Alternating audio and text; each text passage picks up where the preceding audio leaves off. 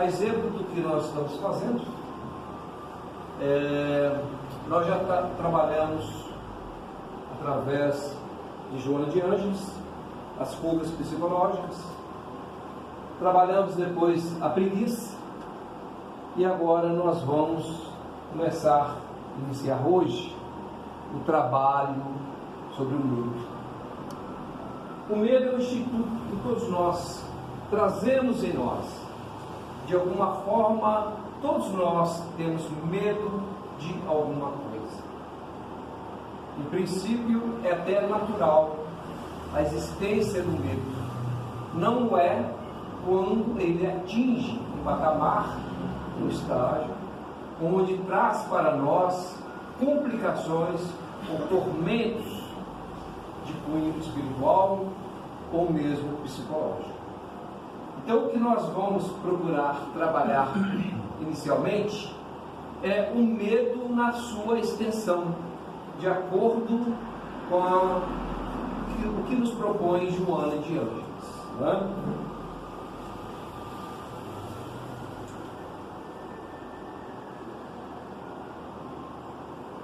Então, segundo Joana de Ângeles, para poder facilitar o entendimento, por questões pedagógicas e didáticas, ela traz aqui o medo, fazendo essas três divisões: psicopatologia do medo, onde aqui nós vamos entender o medo na sua concepção, as diferentes manifestações do medo, como se ele manifesta através do espírito, o que isso repercute em nós, e a erradicação do medo, o que nós podemos e devemos fazer para minimizar ou tentar erradicar o medo. Se nós pedíssemos uma definição, uma conceituação de medo, com certeza seria uma coisa muito vaga, mas nós sentimos o medo na sua intensidade com a avaliação do nosso entendimento em relação a muitas coisas. Por exemplo, se nós aqui perguntássemos: nós temos medo da morte do corpo físico, né? Alguns diriam: não, eu não tenho medo algum. Outros diriam: não, eu tenho medo. E outros têm pavor da morte, né? Então são situações assim que é muito individual, porque o medo vai ser sempre uma coisa do qual, em princípio, nós não conseguimos analisar a fundo, e tudo aquilo que nós não temos um total conhecimento ou entendimento nos traz um certo medo. E como a morte, a princípio, é uma coisa ainda oculta para muitos de nós, ela traz esse receio, nos traz essa dificuldade, fazendo com que o medo se instale em nós. Mas não é só o medo da morte, nós temos o medo da própria vida, né? Que seria um contrassenso também, mas nós temos medo da vida. Nós temos medo de perder o trabalho, nós temos medo de perder as pessoas amadas, nós temos medo de perder o carinho, o respeito pelos outros, nós temos medo de muita coisa. Roosevelt, ele diz o seguinte: a única coisa que nós temos que ter medo dessa vida é de ter medo. Porque o medo, realmente, ele traz para nós situações complicadas em todos os seus segmentos. Então nós vamos começar a entender um pouco do medo a partir do que Joana de Ângeles nos traz através da psicopatologia do medo. E ela vem dizendo o seguinte: a herança da culpa no inconsciente humano responde por inúmeros desequilíbrios que dela se desdobram. mascarando-se de variadas expressões que se tornam fenômeno inevitável no processo para a aquisição de um nível superior de consciência. Então, Joana de Ângeles inicia o seu estudo, o seu trabalho, relatando para nós que o medo é uma herança. E como nós sabemos que todos nós somos espíritos reencarnantes em sucessivas e frequentes reencarnações de processos evolutivos, esse medo muitas vezes está aí, como nós vamos ver um pouco adiante, resultado dessas reencarnações. Ou seja, como todos nós nascemos simples e ignorantes, e a partir daí, através da nossa consciência, através do nosso desenvolvimento intelectual, começamos a atingir patamares mais elevados dentro dessa elevação moral, ética. Nós vamos adquirindo conhecimentos, mas também nós vamos trazendo para nós mazelas, consequências dos nossos desequilíbrios psíquicos, que resultam em ações muitas vezes desastradas, né? Como espírito reencarnante que nós somos, como espírito em crescimento e desenvolvimento, ainda engatinhando dentro do aspecto moral e iluminativo, é natural que nós passemos por essas etapas com muita dificuldade. Por quê? Em grande parte são os erros, o acúmulo de erros de forma sucessiva que vai fazer com que a gente cresça e evolua. Mas, por outro lado, traz para nós também obrigações que nós já sabemos em relação a esses atos. As consequências disso ficam incrustadas em nós. Em algum momento nós vamos ter que desvencilhar isso, né? Então, a herança da culpa do inconsciente, ela responde e muito pelos nossos desequilíbrios, e são fenômenos inevitáveis. Por quê? Todos nós aqui passamos e estamos vivenciando um processo evolutivo. Até quando nenhum de nós sabe, é bom que não saibamos mesmo, para que não atrapalhe o nosso dinamismo de crescimento e de evolução. Quem de nós aqui gostaria de saber o dia do seu desencarne, a hora do seu desencarne, né? A princípio, analisando friamente, a gente não vê, a não ser por uma questão poética, um sentido maior, né, em sabermos isso. O que é objetivo, né?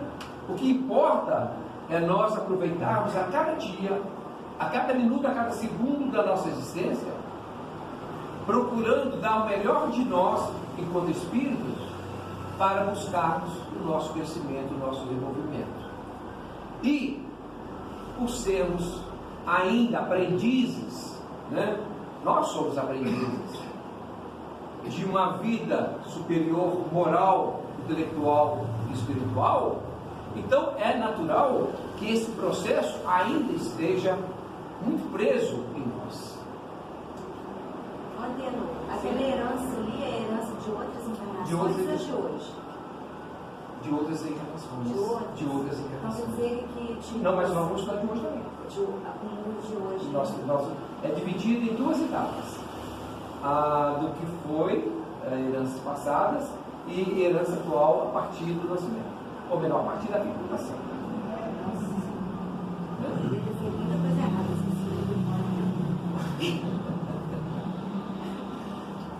Os erros e crimes praticados durante a fase inicial de conquista da razão, lá atrás, lá no comecinho da nossa existência, e do discernimento em face do despertar da consciência, armazenado nos arquivos profundos do self, reaparece na personalidade com imposição. Então todos nós carregamos essa bagagem. Todos nós temos isso armazenado em nós. Agora, a dimensão disso e os efeitos disso vai depender do grau de evolução de cada um de nós, do entendimento que nós temos e a capacidade que nós temos de administrar isso. Né? Porque, segundo os espíritos superiores, através de Allan Kardec, todos nós nascemos simples e ignorantes. A partir dali, foi dada largada para todos nós. Nenhum de nós sofreu ou recebeu nenhuma ajuda nesse sentido que pudesse imacular a criação de vida. Muitos acreditam que Jesus, Buda, Confúcio e tantos outros aí iluminados podem ter nascido assim, mas não. Segundo a lei natural, segundo as leis divinas, todos nós, inclusive esses, nasceram como nós. Simples, ignorantes, para que pudessem, no decorrer da sua existência, desenvolver todo esse processo, sem nenhuma vantagem e sem nada que pudesse dar a ele essa condição maior, em detrimento a nós, que buscamos o nosso crescimento, o nosso desenvolvimento. Né? É frequente e às vezes inevitável a instalação cruel na consciência do sentimento de culpa. Inclusive, nós que já trabalhamos isso aqui, já estudamos isso aqui, o sentimento de culpa. Porque nós já trabalhamos quanto é prejudicial para nós o sentimento de culpa. Isso traz para nós aquele gosto amargo de que nós estamos ainda presos a situações do qual nós já deveríamos ter libertado. E a culpa, além de não ajudar a vencer a dificuldade do problema, ela retarda a dificuldade, porque ele faz com que o indivíduo fique remoendo uma situação que já foi consumado. Então não adianta. O que ele tem que fazer é entender, compreender, se tiver condições de reparar, se não tiver, paciência. É buscar ações que possam de alguma forma compensar aquilo que ele fez, para que ele possa se desligar da culpa. Porque normalmente o indivíduo, ao sentir-se culpa, ele começa a se martirizar, ele começa a trazer para si uma situação totalmente indesejável. Ele passa a ser um carrasco para si mesmo, impede seu crescimento e seu desenvolvimento. Não importa o que a gente faça, a culpa ainda continua sendo o pior elemento de estagnação da nossa iluminação. Então é isso que nós temos que entender, para que a gente possa fazer com que a culpa ela possa ser medida de forma diferente, e a partir daí dar a nós uma nova consciência, uma nova forma de ser e pensar, e principalmente de agir. Né? Que por vezes, inconscientemente, induz ao medo sem uma causa específica. É óbvio, quando nós instalamos em nós e deixamos que instale em nós o sentimento de culpa, o medo vem junto. E esse medo, ele fica armazenado. Porque da mesma forma que a gente nos pune pelo sentimento de culpa, ele traz consigo também a reboque medo de que alguma coisa maior vai também nos punir, né? Quer seja o impedimento de Deus, aquele Deus punitivo que as pessoas falam, né? Quer seja a nossa própria consciência, quer seja os outros mesmo, terceiros, enfim. Gera ansiedade. Aí vai gerando uma série de transtornos que vão desencadeando coisas totalmente inconsequentes graves e de difícil reparação depois. Por isso, tem que estancar de imediato. Olhou uma trincazinha ali, igual nessas barragens, deu uma trincazinha, opa, vamos dar um jeito. Porque depois que desabar, fica difícil. A gente não sabe medir as consequências disso. Por isso, o que Sócrates afirmava lá atrás ainda está em vigor, vigente, e deve ser cultivado por todos nós. Conhecer a si mesmo. Porque conhecendo-nos melhor, nós temos condições de trabalhar a questão da culpa e a questão do medo. Aqui especificamente, nós estamos trabalhando com medo, né?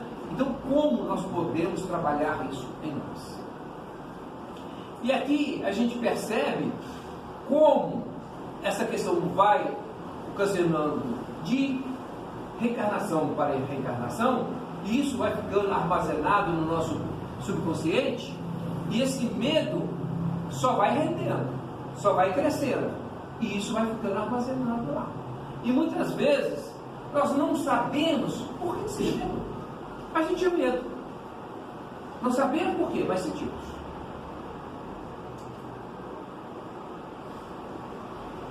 Esse medo incontrolável pode transformar-se em transtorno de comportamento. É o que você disse. Agravado pela natural aceitação do paciente, que é aumentada em face da insegurança emocional. Ou seja, se o indivíduo não tem conhecimento de si mesmo, ele não tem essa capacidade de se autocompor-se, o agravamento disso, que vai como lodo acumulando, trazendo para ele transtornos psíquicos irreparáveis muitas vezes, né? Então aqui o que ocorre é uma aceitação pacífica do paciente por entender e compreender que isso é natural, tornando-se não raro uma patologia que pode desencadear síndromes do pânico ou transtornos depressivos graves. Então hoje em dia é muito comum, né, nós trabalharmos isso, mas até pouco tempo atrás eram poucas as pessoas que tinham coragem de falar que passou por síndrome do pânico, e era uma coisa mais natural que tinha e que tem. Por quê? Em algum momento da nossa existência as coisas acontecem, explodem como uma panela de pressão, e nenhum de nós está livre disso, independente da idade, do sexo, do entendimento. Nenhum de nós está livre de um dia termos síndrome de pânico ou qualquer outro desses transtornos. Ansiedade é um deles, né? Porque tudo isso é considerado como doença da alma. Isso é um desequilíbrio. Por isso que nós estamos estudando isso dentro da psicologia espírita. Por que Joana de Ângeles ela vem trazendo esse manual, esse receituário, né? Essa fonte para trabalharmos somente agora? Porque é agora que nós estamos precisando mais do que nunca do tratamento da alma, das questões de natureza psíquicas. Isso não vem, veja só, a psicologia espírita não veio para substituir a psicologia humana acadêmica, não. Ela veio para compor, junto com a psicologia tradicional, o entendimento maior. Porque dentro da psicologia espírita nós trabalhamos coisas aqui essenciais e fundamentais. Por isso que muitos autores, muitas obras, e os espíritos mesmo falam, reportam a nós, que a doutrina espírita, né, ela não é a religião do futuro, é o futuro das religiões. Por quê? A doutrina espírita representa hoje que 2% das religiões que existem hoje em toda a humanidade. Agora imagina transformar todas essas religiões na religião da doutrina espírita. uma lógica, isso é impossível. Pelo menos a médio prazo. Mas o contrário é diferente. À medida que as religiões vão entendendo e compreendendo e trazendo para dentro de si, dentro do seu bojo, conteúdos essenciais da doutrina espírita, ela resolve o problema, que é o caso da reencarnação, que é o caso da mediunidade. Então são pontos específicos dentro da doutrina que, quando introduzidos dentro das outras religiões, vão dar um salto enorme para que um dia nós possamos ter uma espiritualização independente do rótulo que seja. No caso da timidez, há uma natural tendência para o isolamento ou convívio social, isso ninguém discute, né? Isolando-se e ruminando pensamentos pessimistas em relação a si mesmo e às pessoas do seu convívio, né? Então, esse quadro aqui, isso aí não tem discussão, todos nós sabemos o que é assim mesmo, né? Agora, vamos avançar um pouco mais. Quando ocorre de se transformar em sentimento de raiva mal contida, pavores imprevisíveis acontecem. Então, que a timidez por si só, ela não traria a princípio nenhuma dificuldade ao indivíduo tímido, desde que fosse uma timidez controlada, né? A timidez, para muitos, é até um charme, né? Agora, ela se torna agressiva para o espírito quando essa timidez é excessiva, porque tudo em nós, como na própria natureza, tem que vir dentro de um equilíbrio. E aí nós temos que analisar, quando ocorre em relação a nós, se essa minha timidez é uma coisa aceitável, que pode ser trabalhada, ou é uma coisa que já começa a trazer preocupações para mim, em relação à minha pessoa. Em relação àqueles que estão à nossa volta, cabe-nos também observar se a timidez daqueles que estão ao nosso lado, né, os nossos filhos, os nossos netos, os nossos sobrinhos, é uma timidez natural, em consequência da sua personalidade mesmo, que vai ser melhorada, ou, na verdade, é um núcleo já de enfermidade que precisa ser trabalhado e atacado. Porque, inclusive, Joana de Ângeles já nos trouxe isso aqui, nós já reportamos isso algumas vezes, aquele período que nós temos para modelar e trabalhar as crianças, né? Que vai até os 6, 7 anos, onde todas as questões podem ser tratadas. E quando nós estudamos epigenética, que é a modificação da célula de DNA através do pensamento, em estudo inclusive avançado nos Estados Unidos, lá dentro desses estudos, trabalha lá a criança até 0 a 2 anos, né? A sua frequência do encefalograma das ondas vai de 2,5, ou melhor, vai de 0,1 até 4,5, né? Que é o ponto que a criança trabalha isso. Depois, até os 6 anos, vai de 4,5 até 8,5, que é as ondas delta. Por isso, a idade melhor para trabalhar essas crianças vai exatamente isso. É a mesma frequência, a mesma onda, quando nós estamos fazendo yoga, quando nós estamos fazendo uma meditação, que é o que as crianças vivenciam no seu dia a dia. Então, por isso que dentro daquele aspecto subliminar de trabalho terapêutico, o efeito é fenomenal exatamente em função disso, porque está dentro de uma frequência de ondas que proporciona essa aprendizagem. Mas isso é outro estudo, outro assunto, outra situação.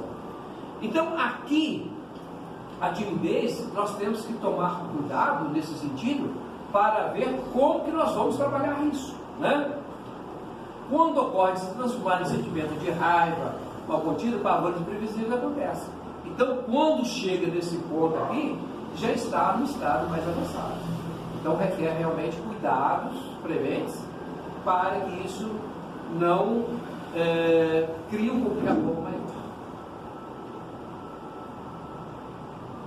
Quando trabalha algo ambicionado, é natural que ocorram dúvidas em forma de medo da sua não viabilidade. Toda vez que a gente vai propor fazer alguma coisa, né, que para nós é importante e nós não sabemos como será ali na frente, esse medo chega a ser um medo até natural.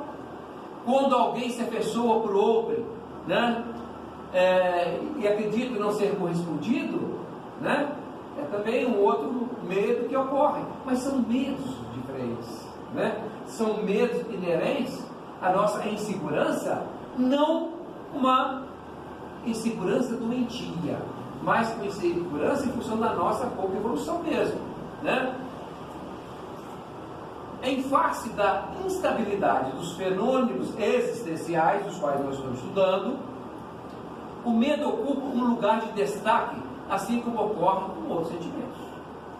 Então, como nós estamos tratando aqui, estudando aqui o medo, nós vamos nos ocupar mais do medo, né?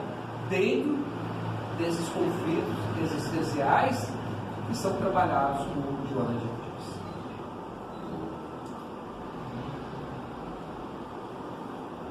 Temos que observar no excesso quando extrapola, gerando situações conflitivas, dando largas à imaginação irracional atormentada. Ou seja, volto a repetir, quando nós começamos a nos conhecer, nós começamos a nos policiar, a nos vigiar e ver se existe excesso ou não. Porque quem vai falar se existe excesso somos nós mesmos, né? Dentro das nossas percepções, dentro das nossas autoavaliações, é que nós vamos perceber se esse medo está em excesso ou não, ou se é uma coisa administrada, uma coisa controlada. Cabe a nós fazermos isso, né?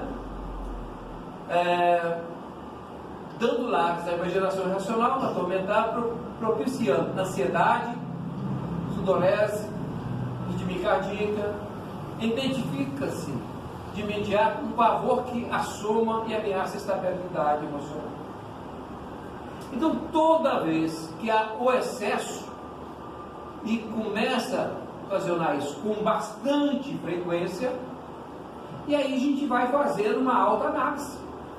É como se fosse uma autoamnésia, onde esses comportamentos nós vamos anotando. O ideal é fazer um acompanhamento mesmo, né? No dia tal, hora tal, eu passei por esses processos, né? Diante de que fato? Aí eu relato, aconteceu isso, então eu tive esse comportamento. Ali você vai construindo uma história, para que você possa acompanhar os seus relatos. Então terminamos por hoje, né? Semana que vem vocês estão convidados a estar conosco novamente para que a gente possa dar continuidade aos nossos estudos.